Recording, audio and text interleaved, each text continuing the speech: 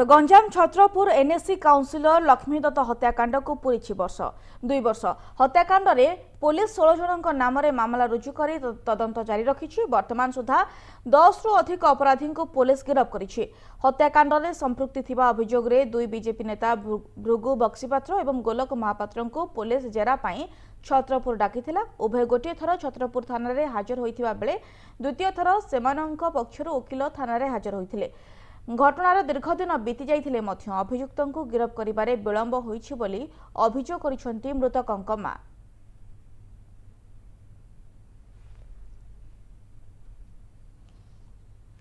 तेबे संपर्क में आम सीधासख नहीं जाऊँ ब्रह्मपुर आम रिपोर्टर अच्छा बर्तमान आम सहित जोड़ी सीधासख जाना विषय मृत्युंजय निहाती भाव जानापी चाहबू जो विधायक रही हत्याकांड एनएससी काउंसिलर रही लक्ष्मीदत्त हत्याकांड को वर्तमान 2 वर्ष पूरी वर्तमान सुधा पुलिस हाथ खाली एवं अभियुक्त किए पुलिस वर्तमान धरी पारि नाही कौन कहिबे? हाँ सुप्रिया देखु छत्रपुर जो बहुचर्चित लक्ष्मीदत्त हत्याकांड घटनार वर्तमान पर्यंत पर्दाफाश कर पारिनी पुलिस। लक्ष्मीदत्त जी कि छत्रपुर एनएससी काउंसिलर थिले एवं से अंचल गोटे लोकप्रिय छात्र नेता हिसाब से परिचित थिले। कि हठात किसी गोष्ठी हत्या करा जायछि, सेमानकर जो काम ईर्षा कर हत्या करा जायछि। से घटना पुलिस प्राय समुदाय 16 जन नाम एफआईआर रुजु करथिला। वर्तमान सुधा 10 जन को पुलिस अरेस्ट करछि।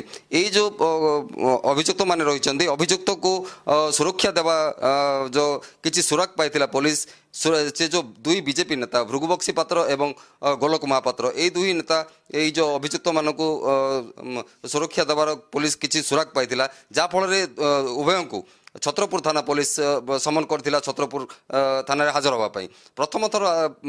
प्रथम डकर आसी भृगु बक्सीपात्र एवं जो गोलक महापात्र आसी हाजर होते थाना रे किछि समय जेरा पर पुलिस पुणी छाड़ देता। द्वितीय थर जो डकर होता से जो उभयंकर वकिल आसी फेरी जाते। वर्तमान सुधा स्पष्ट हो पारनी जिला पुलिस जहाँ गंजाम एसपी जो ब्रिजेश राय सहित जो आम कथबार्ता होते से कहते आहरी किसी संपृक्ति वर्तमान पर्यंत जेहेतु 120 दिन केस हो गलानी आम केस चार्जसीट फाइल कर देचु किंतु केस खोला रही जदि आउ किसी अभियुक्त आसवे से संपृक्ति करा वर्तमान सुधा आहरी 3 जन को गिरफ्त कर पारिनी पुलिस एवं भृगु बक्सीपात्र एवं जो गोलक महापात्र संपृक्ति पुलिस स्पष्ट कर पारनी। ताकू नहीं जो मृतकों माँ रही से निजर दुख जाहिर कर दीर्घ 2 वर्ष पर पुलिस हाथ खाली रही एवं ये जो समस्त जो तदंत मामला को नहीं से प्रश्न कर आम सहित अच्छा मृतकों लक्ष्मीदत्त माँ पचारि बुझा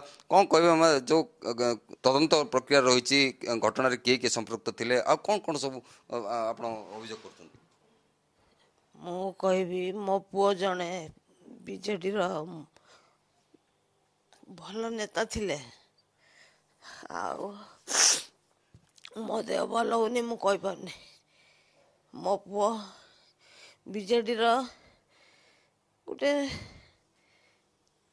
एमतिया नेता थिला जे छत्रपुरटा गोटे दुर्ग थिला कम्युनिस्ट दुर्ग कम्युनिस्ट की भांगी देकर से बीजेडी गला से बेसी राग है कम्युनिस्ट की जेहेतु भांगीदेला बीजेडी कम्युनिस्ट दुर्ग को भांगी देकी बीजेडी मंजी बुणीदेला मो पुओ को से माने कौशल कायदा करी मारदेले। ये जो भृगु बक्सीपात्र गोलक महापात्र मुखपात्र बीजेडी से 2 जन को धरू ना कहीं उत्तराखंड धरा पड़ी थे से माने उत्तराखंड से कौ जगह मुझा ठीक से कही पारनी से धरा पड़े। एत दिन पर जो पुलिस जो 10 जन को गिरफ्त कर वर्तमान बेल किसी अभियुक्त आसीगले तो आप निजक केते सुरक्षित मन कर? सुरक्षित मु मन करूना आमको सब बेले धमकाउंट डराउंट से भितर रही लोक पठाउंट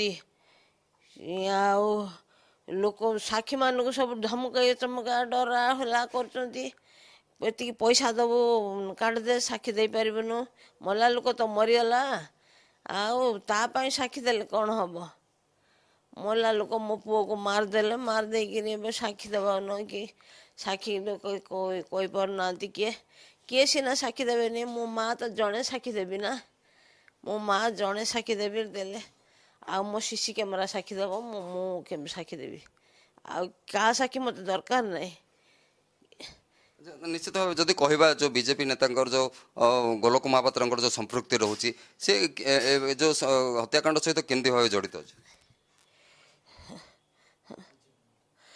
ବିଜେପି ନେତା ସେ ଯେଉଁ ଗୋଲକ ମହାପାତ୍ର ଭୃଗୁ ବକ୍ସି ପାତ୍ର ସେମାନେ ଯାଇକି ଉତ୍ତରାଖଣ୍ଡରୁ ଧରା ପଡ଼ିଲେ ସେତେବେଳେ ପୋଲିସ ଥିଲେ ଇଏ SP ଥିଲେ ଅଲଗା ଲୋକ ଆଶିଷ ସିଂ ଥିଲେ ଆଉ ସେମାନେ ସେ ତାଙ୍କୁ ଧରିଥିଲେ ଧରିକି ଛତ୍ରପୁର ଥାନା ଆସିଥିଲେ ଛତ୍ରପୁର ଥାନାରୁ କ'ଣ ହେଲା କ'ଣ ନାହିଁ ମୁଁ ଆଉ କିଛି କହିପାରିବିନି ସେ ତାଙ୍କୁ ଛାଡ଼ିଦେଲେ ଭୃଗୁ ଗୋଲକ ମହାପାତ୍ର କହିଲେ ଆଉ ଥରେ ଡାକିଲେ ଆଉ ଥରେ ଆସିବୁ ଆଉ ଏପର୍ଯ୍ୟନ୍ତ ତାଙ୍କର ଖୋଳ ତାଡ଼ କିଛି ଖବର ନାହିଁ ଆଉ କିଛି ନା ମୁଁ କିଛି ଜାଣିପାରୁନି ମୋ ପୁଅକୁ ନ୍ୟାୟ ମିଳିବ କି ନାହିଁ କି ଭଗବାନ ଅଛନ୍ତି କି ନାହିଁ। ନିଶ୍ଚିତ ଭାବେ ଦେଖିପାରୁଥିବେ ସୁପ୍ରିୟା ଯେଉଁ ପୁଅଙ୍କର ଯେଉଁ ମୃତ୍ୟୁ ପରେ ମାଆଙ୍କର ଯେଉଁ ଅବସ୍ଥା ରହିଛି ଏବଂ ପୋଲିସର ତଦନ୍ତ ଯେଉଁ ରହିଛି ଏବଂ ଦୁଇ ଜଣ ଯେଉଁ ବିଜେପି ନେତା ଏବଂ ଆଉ କିଛି ଯେଉଁ ରହିଛନ୍ତି ଅପରାଧୀ ସେମାନଙ୍କୁ ମଧ୍ୟ ଧରିବାରେ ଆଉ ତଦନ୍ତ କରିବାରେ ମଧ୍ୟ ପୋଲିସ ବିଳମ୍ବ କରୁଛି ବୋଲି ଯାହା ଅଭିଯୋଗ କରିଛନ୍ତି ମୃତକଙ୍କର ମା। ସୁପ୍ରିୟା ନିହାତି ଭାବରେ ମୃତ୍ୟୁଞ୍ଜୟ ଗୋଟେ ପ୍ରକାର ଦାବି କରିଛନ୍ତି ଯିଏ ରହିଛନ୍ତି ଜନ୍ମେଜୟଙ୍କର ମା ଯିଏ ରହିଛନ୍ତି ସିଏ ଗୋଟେ ପ୍ରକାର ଦାବି କରୁଛନ୍ତି ଯେ ତାଙ୍କର ମା ପୁଅର ଯେ ମୃତ୍ୟୁ ହୋଇଛି ମୃତ୍ୟୁର ଗୋଟେ ପ୍ରକାର ତଦନ୍ତ ହଉ ଏବଂ ଲକ୍ଷ୍ମୀଦନ୍ତ ହତ୍ୟାକାଣ୍ଡକୁ ଯେହେତୁ 2 ବର୍ଷ ପୁରୀ ଗଲାଣି 2 ବର୍ଷ ଭିତରେ ପୋଲିସ ଯେଉଁ ହାତ ଖାଲି କରି ବସିଛି ତଦନ୍ତ ଜୋର କରିବାର ଆବଶ୍ୟକ ରହିଛି। ଧନ୍ୟବାଦ ମୃତ୍ୟୁଞ୍ଜୟ ଆପଣଙ୍କର ତମାମ ସୂଚନା ପାଇଁ।